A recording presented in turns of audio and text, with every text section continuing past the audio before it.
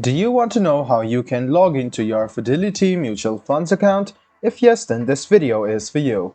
Hello and welcome to Tech Basics. It's your host back again with yet another interesting tutorial video. In this video, I'm going to teach you how you can log into your Fidelity Mutual Fund account. Go ahead and open Chrome or Edge browser, go to the Google search bar and then search for Fidelity Mutual Fund login. Click on the first link which appears and it will take you to the official login portal of Fidelity. Write down your username, your password and then click login. This way you can successfully log into your Fidelity Mutual Fund account. After you write down your password, you can hide or unhide your password anytime by clicking on this eye icon. If you want the browser to remember your username, go ahead and click on this box. If you have forgotten your username or password, this is the link for you to recover your password and your username. If you don't have an account yet and want to create one, go ahead and click on this or this link over here.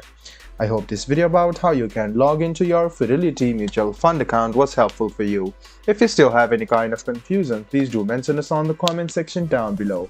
Like the video, subscribe to the channel and do hit the bell button for more.